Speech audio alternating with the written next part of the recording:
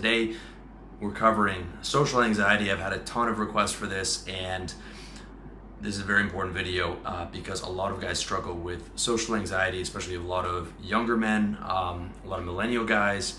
It is one of the big problems in our age for men because we have this hindbrain, this reptilian brain, this ancient brain, which is not equipped for the modern world and social media and all these different facets of the persona that we are pushed to be.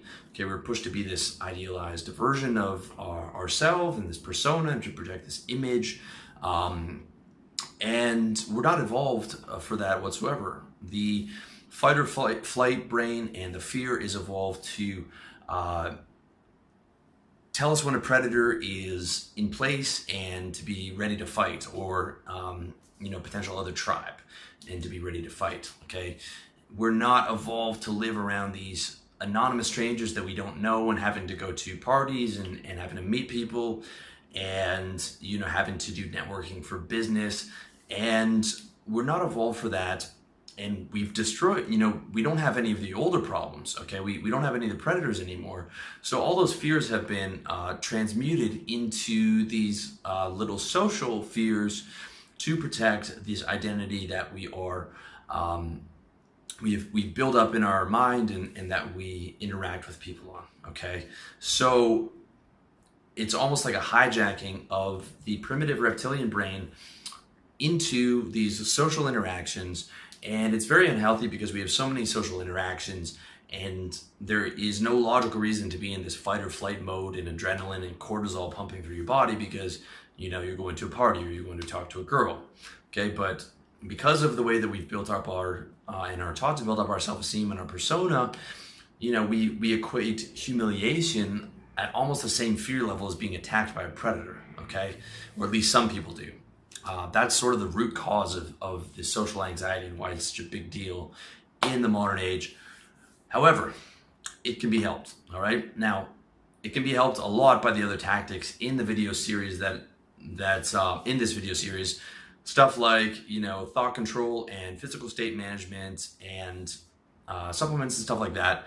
So I want you to check out the other videos as well, but I wanted to do something specific on social anxiety. Two specific things. Now, it's a mosaic, okay? If you're on top of your diet and you're on top of your state and you're on top of your mental thoughts, your social anxiety baseline, and you get enough sleep, is going to be much, much better and all those other things. However, there are two specific things specific to social anxiety that I want to cover in this video. Number one is selective progressive desensitization, and number two is avoidance, okay? So, firstly, selective progressive desensitization. Okay, progressive desensitization is basically doing something in baby steps or increments so that you are able to get comfortable with higher levels of fear without overwhelming you. It's like basically doing one cold call and then 3 cold calls and then 5 cold calls the next day and then 10 cold calls, that type of thing. However, I say selective progressive desensitization, okay? Because I see a lot of shit like you need to go bungee jumping or take improv so that you can beat your fear and talk to girls. I don't like this because I don't like adding anything else into the mix that is not necessary. It's just like, yes, okay, doing tricep rows or tricep pull downs might help with your bench press a little bit, but the best way to help with your bench press is to bench press, okay? Is to bench press more and to bench press more weight, progressive resistance. Just like, if you want to learn how to cold call better, the best thing you can do is get in there and start doing some cold calls, okay? And it also means that you don't have to go after every fear. You're never going to get rid of all your fears, okay? You just have to get to functional. Like, I'm afraid of heights. If I stand over a cliff, I'll get dizzy and I'll feel uncomfortable. And I look at the guys when I lived in Toronto who used to wash windows and they'd just be hanging off this little ledge on an 80-story building. And I would rather have a daily knife fight for my job than to do that every day. There would be no possibility of me doing that without, almost passing out every day. It'd be very, very difficult for me to reprogram that fear. However, I used to be afraid of going on airplanes. I went on them enough, and I stopped caring, and I started believing in God a while ago. And now I can. Last time I was on an airplane last month to Laos, I was like falling asleep during takeoff because I just didn't give a fuck at all. That's as functional as I need to be, because that's the only time I need to be up high, really. I don't need to be hanging over a big ass cliff. In fact, it's probably not a smart thing to do. I don't need to go cliff jumping. Not a smart thing to do anyways. Okay, so you don't have to fucking destroy every fear. You just have to destroy or be functional in the selective fears that you're working on. Okay, you don't have to destroy them. You just have to get to the point where you're functional and it's manageable. So if you want to actually talk to girls, then you talk to girls. Okay, I recommend the easiest method possible, the slowest method possible to get exposure is online. Okay, I always did all right with girls, but it took me a while to get the balls up to do a cold approach. And I would do them at bars and I would do them at clubs and stuff, but just like a street cold approach took a while.